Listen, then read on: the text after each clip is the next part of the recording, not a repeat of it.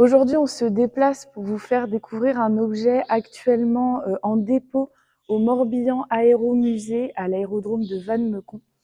Il s'agit d'un moteur d'avion Boeing B-17 issu d'un crash en date du 23 septembre 1943 dans les Côtes du Nord.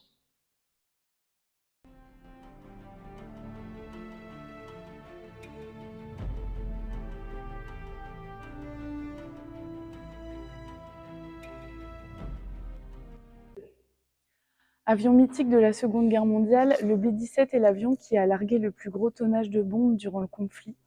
Construit dans la deuxième moitié des années 1930, il a été réalisé à quasiment 13 000 exemplaires et a servi sur tous les théâtres d'opération jusqu'en 1945.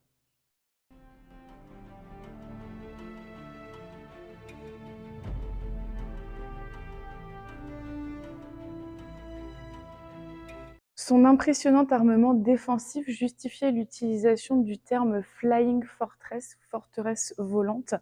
Le bombardier était équipé de 13 mitrailleuses à l'avant, à l'arrière, sur les flancs, au-dessus et en dessous de l'appareil et pouvait transporter environ 8 tonnes de bombes. L'équipage était composé de 10 hommes. Le B-17 est un avion incroyablement robuste, même après avoir encaissé d'énormes dommages. Certains équipages réussirent à rentrer avec seulement un moteur. Il s'agit ici d'un des 4 moteurs à piston de fabrication Wright Cyclone, avec 9 cylindres en étoile de 1200 chevaux, retrouvés au lieu-dit Trémeluc sur la commune de Plémet.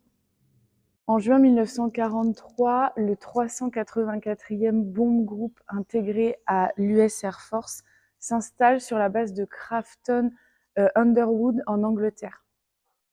Le 23 septembre 1943, l'unité part en mission au-dessus du port de Nantes en Loire-Inférieure. Dans le port de Nantes sont à quai de nombreux navires de la Kriegsmarine, la marine de guerre allemande, dont le pétrolier Kertosono, qui est la cible principale pour cette mission, plus quelques pétroliers plus petits. Un premier groupe de 19 B-17 décolle de la base en Angleterre vers 5h45 pour rejoindre le port de Nantes. Plus tard dans la journée, en fin d'après-midi, un second bombardement sera organisé toujours par ce même groupe. C'est la première fois qu'une même cible est bombardée 2 fois sur une même journée. La ville de Nantes va d'ailleurs en payer un très lourd tribut. Il est à noter qu'à cette mission participe l'acteur américain Clark Gable, qui termine une série de 13 tournages de films de propagande à bord des bombardiers B-17. Ces films seront destinés à recruter de nouveaux aviateurs car les besoins en hommes, au vu de l'évolution de la guerre, se font croissants.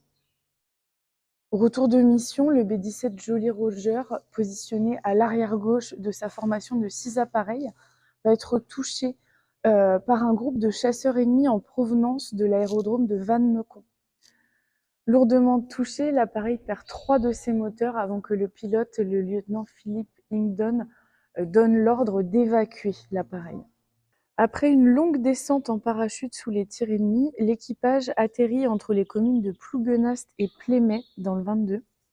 5 membres de l'équipage sont capturés par l'ennemi à leur atterrissage. 4 d'entre eux, les sergents Bollinger, Callas et Kelly et le lieutenant Johnston, arrivés groupés, sont rapidement aidés par des civils.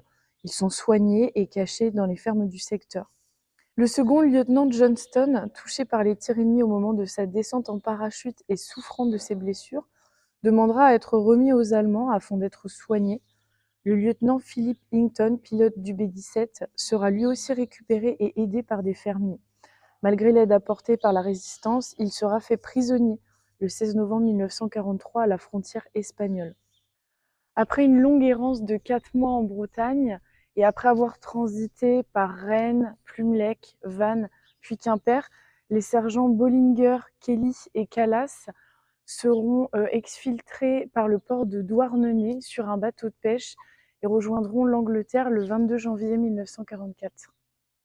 Les 10 membres d'équipage du B-17 Jolly Roger s'en sortiront vivants à la fin de la Seconde Guerre mondiale. On profite également de cette vidéo pour remercier le Morbihan Aéromusée à Meucon de nous avoir accueillis sur leur site et on vous invite évidemment à venir visiter ce lieu chargé d'histoire.